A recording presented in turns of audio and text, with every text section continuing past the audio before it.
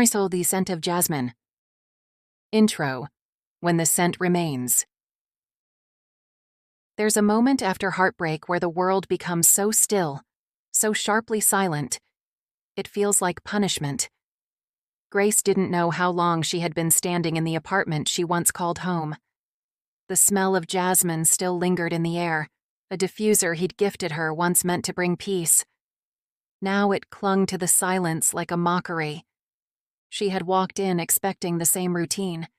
Instead, she found drawers emptied, the closet hollow, and a note left on the kitchen counter like a receipt for discarded love. I can't do this anymore. No conversation, no face-to-face. After 5 years together, after she uprooted her entire life and moved across the country to build something with him, he ended it with a single sentence. Not even the decency of a goodbye. He thought she would fall apart. He thought she would crawl, beg, chase. But Grace just stood there, breathing, trembling, staring at the lie they used to call love. The jasmine? It remained, bold, unapologetic, just like she would learn to be. Chapter 1. The Doorway. Grace stood in the doorway like she was stepping into a stranger's life. Something was wrong. The air felt thinner. The silence was heavier than usual. She set her bag down and walked slowly through the living room. The picture frame of them at the lake last summer was gone. So was the blue mug he always used. Her heart started to race. She turned toward the bedroom. His side of the closet? Empty. His nightstand? Bare. It wasn't just that he was gone. It was how. No conversation. No tearful confession. Just a note on the kitchen counter, sitting next to the jasmine diffuser he gave her. I can't do this anymore. That was it. 5 years. Dozens of shared holidays. A move across the country. Hundreds of plans. And he ended it like canceling a gym membership. Short, cold, cowardly. Grace gripped the edge of the counter as the realization crashed into her. He didn't think she deserved a goodbye. He thought she'd crumble. He thought she'd crawl back, beg for his love, ask what she did wrong. But Grace didn't break. Not yet. Not here. The jasmine scent wafted through the air again, but now it felt suffocating. A fake sweetness trying to cover up something rotting underneath. He was gone. And maybe that was the best thing he could have done for her. She walked out, not because she was okay, but because she would be. Chapter 2. Shattered Illusions. The unraveling didn't happen all at once. It started with little things. Late nights, the unreturned calls, the way his tone flattened when he said her name. Grace, ever the hopeful one, chalked it up to stress, work, life, pressure. But love, she later realized, doesn't flinch under pressure. It reveals its truth. In the quiet of her sister's guest room, Grace replayed moments in her mind, now cast in a new, unflattering light. The last-minute cancellations, the vague explanations, the way he grew distant during the holidays, signs she brushed off, red flags she painted white with hope. And then came the text. It buzzed onto his screen while they were watching a movie. He went to the kitchen, but she saw it. A message not meant for her. A name that punched her straight in the chest. Alana. A name she knew almost as well as her own. There was a photo attached, the two of them smiling close. At a celebration she knew nothing about. She confronted him. He lied. She waited. He lied better. Until the truth came out in jagged pieces that left her bleeding inside. It wasn't just the betrayal. It was who he betrayed her with. Alana. Alana wasn't just a friend. She was family in every way that mattered. They had been inseparable since high school, pledged the same sorority in college, Delta Chi Theta. They were line sisters, for goodness sake. Alana knew her secrets, her fears, her dreams. They celebrated every birthday together, had matching tattoos from senior year, To Grace, Alana was the constant when everything else shifted. The betrayal shattered something so deep it didn't even bleed. It just hollowed. And then, Alana called. She wanted to explain herself. Said she never meant for it to happen. That it was complicated. That she hoped one day, maybe, they could still be friends. Grace didn't respond. She couldn't. Not yet. Maybe not ever. Chapter 3. The Mirror Cracks. Elias told her she could stay in the apartment, said it was hers if she wanted. How gracious of him, he had moved in with Alana. Grace almost laughed at the audacity. She knew she couldn't stay. Every corner whispered their shared life. Their laughter, their love, the future they once painted. Was any of it real? The walls echoed more than just memories. They carried reminders of the sacrifice she made. Grace had landed a competitive job in marketing strategy at a major agency, one of those dream roles she never thought she'd get. She moved across the country for it, yes, but really, she moved for Elias. He was the reason she chose this city, this life. He said they could build something beautiful here. But even that job came with compromises. Elias never liked when she stayed late or talked about her career ambitions. He discouraged the idea of networking with colleagues. Every time there was an after-work happy hour or a team-building dinner, he reminded her of dinner plans at home. Said things like, "You don't need them, you have me." So she skipped the invites, turned down the connections, shrunk her light just to make the relationship more comfortable for him. Now packing her life into boxes, she thought about all she gave up and how little he gave back. She packed everything, methodically, quietly, put it in storage. Then she called her big sister Janet. Janet welcomed her with no questions, just open arms and warm blankets. She didn't press. She simply made space, physically and emotionally. She let Grace tell the story in her own time. Grace cried, slept, cried some more. Janet always had tea ready. And silence. Beautiful, non-judgmental silence. That room became her cocoon. Her journal took on the weight of her brokenness.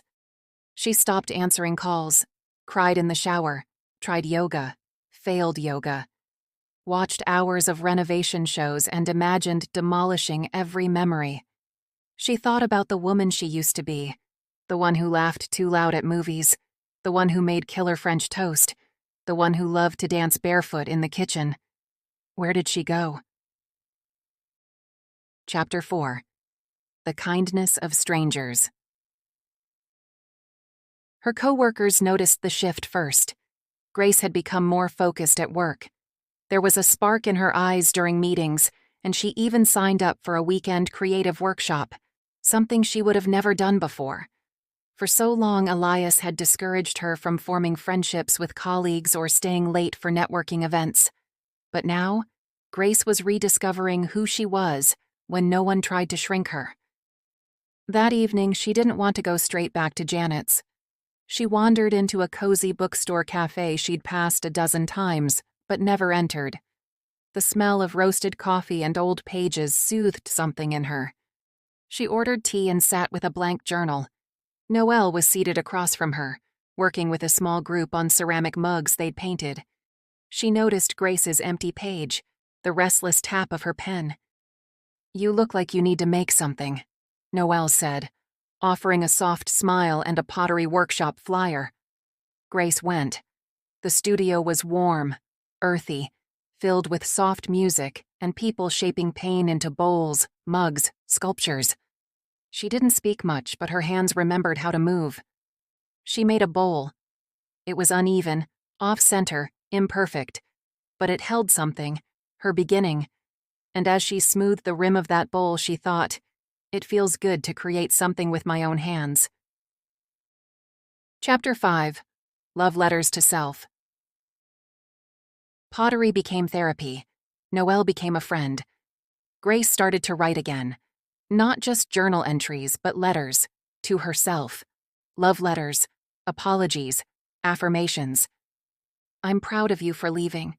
I'm sorry for staying so long. I love you for trying again. The joy wall started by accident. One evening, while taping up an old photo of her and her mother, Grace found a quote tucked in her journal. "You're allowed to start over and still be proud of how far you've come." She taped that next to the photo.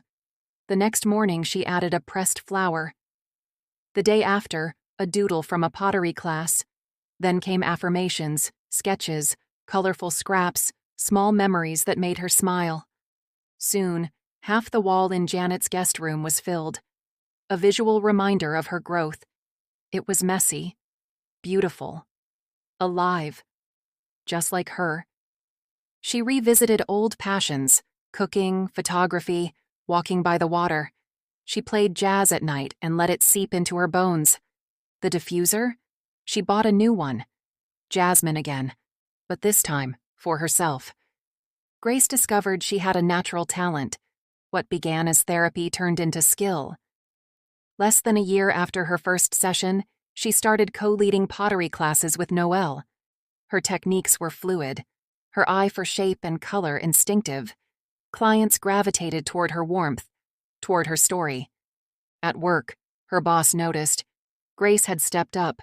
Her input in meetings was sharper, her presence more confident. She was no longer just the quiet strategist in the back. She was presenting ideas, leading small teams, getting selected for new projects. Her healing wasn't hidden. It was radiating. She didn't know where it was all leading, but for the first time in a long time, she was excited to find out. Chapter 6. The Unexpected Apology. One day, an email. His name, Elias, in her inbox. She had blocked his calls, removed and reported him on social media. She had cut off every portal he could use to reach her. But here he was, sneaking through the one crack she hadn't sealed. Email. He rambled, said he couldn't sleep, said he still wore the bracelet she made for him, that he missed her, that he'd been stupid. It read more like a list of his inconveniences than a sincere apology. Not once did he ask how she was. Not once did he acknowledge the pain he caused. Like she was supposed to read his regrets and run to fix them. Like she was supposed to save him from the consequences of his own betrayal. The audacity. For the first time, Grace felt something unfamiliar when she saw his name. Relief. Clarity. Maybe he had actually done her a favor. Still, curiosity stirred. She knew she would never take him back, but maybe she could get some answers. She agreed to meet, somewhere public but quiet enough to talk. The garden cafe near the museum. Elias looked older, thinner, like someone life had nudged around a little. His voice was soft, but his words were still self-centered. "I miss you, Grace. I want to start over. I made the biggest mistake of my life." Grace didn't flinch. "How long?" she asked. "With Alana?" He hesitated. "Since before Thanksgiving." She blinked slowly. "Who knew?" "My mom. A few of our friends." Grace made a mental note. Every single one of them blocked. "And why?" she asked. "I don't know," he said. "I was confused. I thought I needed something different. But now I see what I lost." "You didn't lose me," she said. "You threw me away." She stood, calm but finished. "I hope you find what you're looking for, Elias. But it's not me." And she walked away, lighter, clearer, free. Chapter 7. Redefined. She thanked Janet for giving her a place to land when she felt like she was falling. Over takeout one night, Grace said it aloud. She was ready to find her own space. Janet smiled and pulled out her phone. "I have a friend in real estate," she said. "She specializes in hidden gems, properties that haven't even hit the market yet. Let me call her." A week later, Grace walked into a sun-drenched one-bedroom condo with hardwood floors and a wraparound balcony. The owner had relocated out of the country for work and wanted to rent it out quickly. It hadn't even been listed yet. It was perfect. The light poured into the living room like a blessing. The balcony overlooked a quiet garden courtyard. There was a nook by the window just right for a pottery wheel or a writing desk. Grace didn't hesitate. This place didn't just feel like a new chapter. It felt like an answered prayer. She moved in by the end of the month. Her new home was filled with plants, photos, and imperfect pottery. She sold a few pieces online and at local pop-ups. She took a weekend trip by herself, started a photo series on finding beauty in broken places. She reconnected with old friends, made new ones, and built a daily rhythm that felt more like music than survival. She cooked for herself like she was company. She slept in the middle of her bed. Grace also launched a weekend workshop called Root and Rise, a space for women navigating grief, betrayal, and transition. They painted, journaled, shaped clay, and most importantly, talked. She taught them that loving someone should never mean losing yourself, that self-sufficiency is sacred, that healing is not a straight line, but a winding, wild road worth walking. And for the first time in years, Grace truly believed she was enough. Epilogue: The Woman in the Mirror. 18 months later, Grace stood barefoot on the balcony of her one-bedroom condo, gently watering a jasmine plant she'd nurtured from a tiny sprout. It bloomed wildly now, climbing the railing, defiant and fragrant, a living symbol of everything she'd grown through. She looked out over the city, the breeze playing with the hem of her sundress. Inside, jazz played. A new diffuser hummed near the window. The place didn't just look like home. It felt like joy. She caught her reflection in the glass door and took a moment to really look. This woman standing here? She was almost unrecognizable to the version of herself who once pined for Elias, unsure of how to move forward. That woman had been scared, small, trying to mold herself to fit a love that wasn't worthy of her. Now, she was different, grown.